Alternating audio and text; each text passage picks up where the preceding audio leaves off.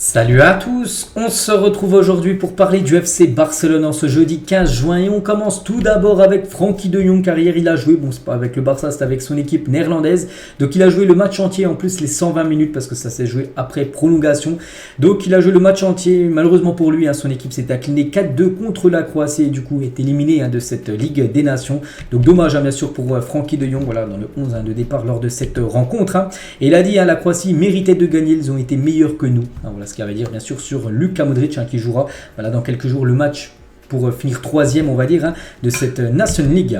On va parler du nouveau maillot et c'est officiel les gars, le FC Barcelone dévoile son nouveau maillot pour la saison prochaine. Bon, je l'avais déjà montré pas mal de fois mais cette fois-ci c'est officiel, c'est le Barça bien sûr qui l'annonce, donc voilà ce sublime maillot que je trouve très très beau. C'est vrai qu'à chaque fois ils sont très bien réussis mais vraiment là je trouve très beau ce maillot bleu-granat, donc toujours rouge, bleu, Spotify, toujours le sponsor bien sûr du club avec le sponsor américain aussi Nike, donc voilà, une note sur 10 les gars, je sais pas, là je partirais sur un 9 quasiment, je sais pas, je trouve très très beau les couleurs, vraiment elles sont flash et tout, vraiment magnifique maillot, donc voilà tous les joueurs bien sûr ont déjà posé avec le maillot, bon c'était déjà depuis quelques semaines bien sûr qui sont posés.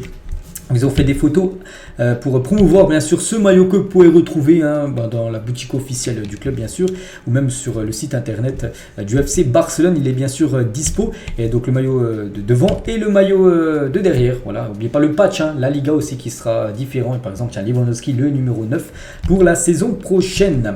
Et voilà le maillot short, chaussettes, ça sera un short de couleur bleue et les chaussettes de couleur rouge pour la saison prochaine. Les maillots, on va dire la tenue complète du côté des matchs à domicile. Et le maillot gardien aussi, pour oublier le gardien. Donc pour Ter Stegen, donc un maillot de couleur vert, que ce soit vert, short, même chaussettes, tout en vert pour Ter Stegen aussi. Un très très beau maillot pour le gardien du FC Barcelone. En parlant bien de Ter Stegen, bon rien à voir avec le maillot. C'était pas le maillot de cette saison, mais par rapport à son prix, n'oubliez pas que j'en ai parlé, je crois c'est avant-hier, c'est lui le meilleur joueur de cette saison du côté de la Liga. Pourtant c'est un gardien, c'est plutôt rare on peut dire. Et un journaliste il a dit Ter Stegen a été nommé MVP de la Liga, mais c'est le prix dont on parle le moins de l'histoire, c'est parce qu'il est gardien de but, le poste le moins précieux du football. Quoi qu'il en soit, nous devrions donner au prix la valeur qu'il mérite. Le Barça a un grand succès, donc voilà, c'est vrai qu'on parle très peu, c'est énorme comme ce qu'il a remporté le prix du meilleur joueur de la Liga. N'oubliez pas qu'en France c'est Mbappé, en Angleterre c'est Erling Haaland, on a beaucoup parlé de ces prix, voilà, ces joueurs, et là vu que c'est Ter Stegen, vu que c'est un gardien on en parle peu, il ne faut pas oublier quand même la saison énorme qu'il a fait, et voilà, que ce soit un gardien qui a pris ce prix là, ça veut dire qu'il a été bien sûr énorme lors de cette saison de Liga. La une aujourd'hui du journal Mundo Deportivo du côté de la Catalogne, donc Vitor Roque, donc oui, donc après est-ce que ça sera cet été ou cet hiver, ça on ne sait pas, donc maintenant ou en janvier, donc le Barça paiera 35 millions d'euros plus 10 millions d'euros de bonus pour conclure l'affaire, on a déjà parlé hier, j'ai dit que c'était très très chaud, ça y est, c'est confirmé, donc il sera inscrit mais s'il n'est pas disponible, bref il sera, bon si il peut être prêté aussi, il peut être prêté jusqu'à janvier dans son club de l'Atlético Paranense. Donc c'est soit, là le Barça va certainement passer à l'action et ils vont l'acheter, après ils vont se décider, soit ils le prêtent du côté de son club actuel jusqu'à janvier, ou soit il vient directement du côté du Barça dès ce mercato 2023. Donc Vitor Roque, un jeune joueur brésilien, il a seulement 18 ans, donc peut-être la relève on dirait par rapport à Robert Lewandowski. Et l'autre une, je vous montre toujours Mundo Deportivo Sport, et aujourd'hui Sport les gars, ça parle du plan B pour le poste de pivot. Pivot, vous savez que c'était Busquets depuis de nombreuses années, et maintenant du côté du Barça on cherche un pivot. Et deux joueurs les gars, donc Raul Palinha, donc un joueur de Fulham, un joueur portugais, et Florentino Luis, un joueur du Benfica, sont deux options pour remplacer Busquets. Donc concernant Florentino Luis, donc le Benfica pourrait demander environ 40 millions d'euros pour lâcher son joueur et pour être intéressé par un échange incluant des joueurs. Voilà, concernant la situation de ce joueur. Et concernant pour Palinha, le prix est d'environ 50 millions d'euros, mais Fulham est ouvert à la négociation d'un accord impliquant des joueurs. Deco est sûr qu'il serait prêt à venir. Donc voilà, deux postes en gros, c'est des joueurs, voilà, Deco pense que Palinha et Florentino Luis sont mieux adaptés au Barça qu'Amrabat par exemple, avec aussi une option Amrabat pour occuper ce poste de pivot on va dire du côté du Barça. Donc voilà, c'est Deco en gros qui a conseillé à Pérez Alimani de surveiller ces deux joueurs qui peuvent être deux options saison prochaine. Bon, après, je pense que chacun son point de vue par rapport aux joueurs. Moi, j'ai toujours une préférence, les gars, sur Sofiane Amrabat. J'ai très aimé sa Coupe du Monde et je pense qu'il peut être vraiment très bien dans ce rôle de pivot. Et regardez sur le Twitter actualité Barça, donc un petit sondage Amrabat, Brozovic ou un autre joueur, tiens, peut-être un des deux là. Donc la plupart, voilà, plus de 11 000 votants, la plupart ont mis Amrabat. C'est vrai que la plupart des fans du Barça, à choisir vraiment tous les joueurs dispo, les gars, on va dire en pivot, les cibles, voilà, ça reste toujours Amrabat qui est quand même le joueur que les fans du Barça aimeraient accueillir. Et en parlant de ce joueur, donc les pourparlers pour Amrabat commenceraient vers les 40 millions d'euros, mais tomberaient probablement autour des 25-30 millions d'euros. Voilà, serait son prix. Maximum serait 30 millions d'euros, bien sûr. Son prix, on pense, du côté de Barcelone.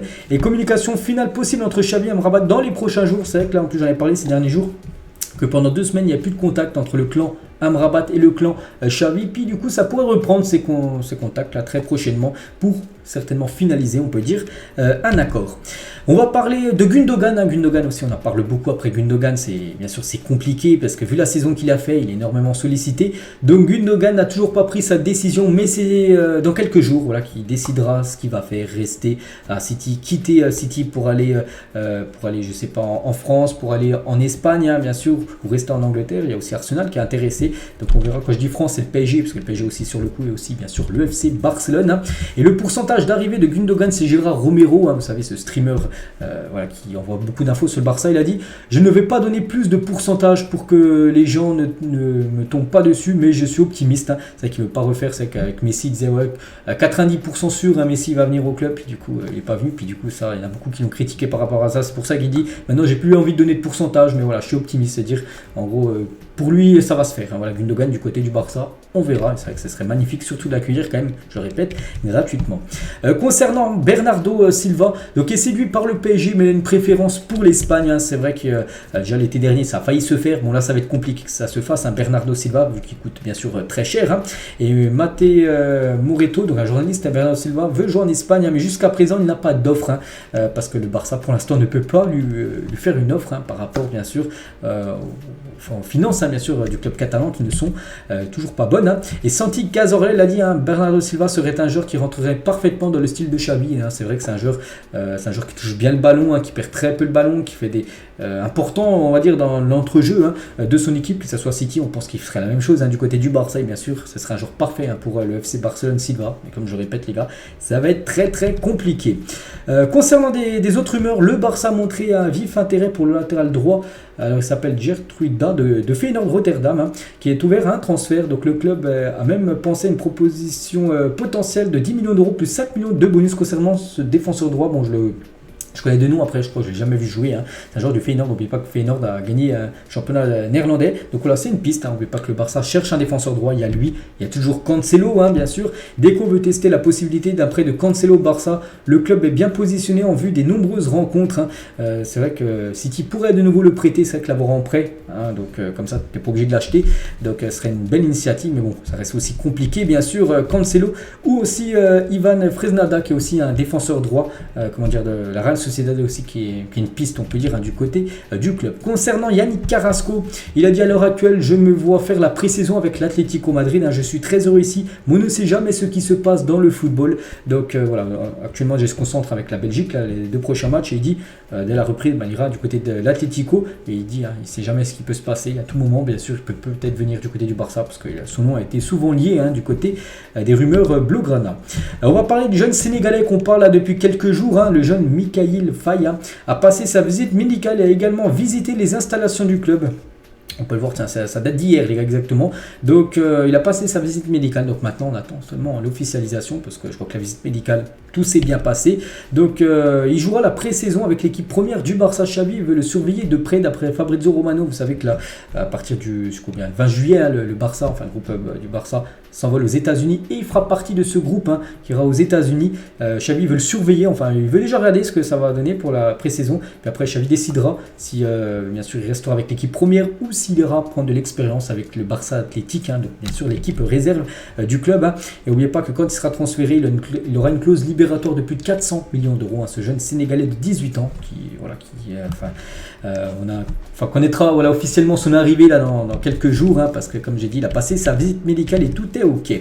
Le Barça suit également un jeune joueur, les gars, c'est un jeune joueur turc, hein, il s'agit de Arda Güler, un jeune joueur du Fenerbahçe, et surtout il a une clause libératoire faible, on peut dire, de seulement 17 millions d'euros. Hein. C'est que maintenant, 17 millions d'euros dans le monde du football, niveau transfert, c'est peu, on peut dire. Donc voilà, concernant ce joueur, hein, le Barça surveille sa situation. Le Barça n'a pas encore trouvé le club intéressé à payer au moins 35 millions d'euros pour Ferran Torres qui veut rester à Barcelone. C'est que Ferran Torres ou Fati, qu'on parlera après, hein, les deux joueurs, hein, souhaitent rester du côté du club. Hein, ça n'a pas bougé, mais le Barça, on pousse pour vendre ces deux joueurs, hein, parce que le Barça, s'il y a des joueurs qui arrivent, il faudra de départ. Donc voilà, concernant Ferran Torres, pour l'instant, il n'y a pas de club encore qui a été intéressé à mettre cette somme de 35 millions d'euros pour le joueur. Et la même chose, les gars, pour Fati. Hein. Donc le Barça cherche toujours à vendre Ansu Fati, hein, même si Jorge Mendes était à Barcelone, là, ces derniers jours, il a dit qu'Ansu Fati reste tout ça, que même Ansu Fati un jour gagnera le Ballon d'Or, ce qu'on espère pour lui. Donc voilà, du côté du club, hein, toujours même option, il est toujours à vendre bien sûr, le joueur Ansu Fati. Il y a un départ d'Ansu Fati permettrait au Barça d'enregistrer Gundogan et Victor Roque, hein, c'est pour ça que bien sûr, hein, il faut des départs, et voilà, deux départs sûrs, hein, ça doit être quasiment ces deux-là. Après il y a Franck Kessié, il y a Pablo Torre aussi, hein, qui devrait aussi quitter l'équipe. Concernant Sergiño Dest, le Barça a informé les agents de Sergiño Dest que la priorité est de vendre le joueur, même si l'option le garder, hein, saison prochaine, si aucune équipe est intéressée, ben, on va être obligé de le garder. Voilà, la priorité reste quand même la vente du joueur, hein, Sergiño Dest. On va parler de Gavi, a été élu meilleur footballeur de moins de 19 ans au monde, hein, par le journal L'équipe, hein, ce journal français. Ils ont fait un classement parmi les meilleurs jeunes joueurs de moins de 19 ans et c'est Gavi en numéro 1. Félicitations à lui. Un communiqué officiel de la part du club, les gars, donc ça concerne l'équipe B et c'est Rafa Marquez, le coach, hein, et il prolonge son contrat, dirigera le Barça Athletic la saison prochaine. Il est en fin de contrat, tiens, au 30 juin 2023, et du coup il prolonge jusqu'au 30 juin 2024. Rafa Marquez qui a loupé la promotion, hein, parce que on sait que le Barça a perdu les playoffs contre le Real Madrid B, mais bon, pas grave, hein, comment dire, Juan Laporta lui fait encore confiance pour une année de plus, hein, donc félicitations à Rafa Marquez, ancien joueur, hein, bien sûr, de l'équipe. C'est un joueur mexicain, Rafa Marquez. Une petite déclaration de Malcolm, à Barcelone n'a pas été injuste avec moi. Mon passage au Barça a été très rapide, mais j'ai beaucoup appris. J'ai choisi de quitter le club pour avoir plus de minutes parce qu'il savait que son temps de jeu était bloqué du côté du Barça. C'est pour ça qu'il a quitté Barcelone. Je crois que c'était pour aller au Zénith, hein, si je ne me trompe pas. Le joueur Malcolm, hein, lui souhaite, je crois en plus, il a fait une belle saison, hein, du côté de la Russie. Donc bonne chance à lui, hein, pour la suite de sa carrière. Et on finit, je crois que c'est la dernière photo, les gars, une photo du Camp Nou. C'est que là, je vous ai montré hier et avant-hier des photos du Camp Nou. N'oubliez pas que le Camp Nou est en travaux, hein. Regardez, on peut voir là, mon Dieu, on peut voir que c'est enlevé, hein, et on peut voir aussi les sièges. Regardez, normalement tous les sièges sont rouges là et on peut voir qu'ils sont en train d'être enlevés, les sièges, hein, pour ce nouveau Camp Nou qui sera prêt. Bon, c'est pas maintenant, ça sera en 2026. Donc voilà ce qu'il y avait à dire aujourd'hui. J'espère que ça vous a plu. On se retrouve demain bien évidemment pour le prochain numéro sur le club Blaugrana. Bonne journée à vous et à demain.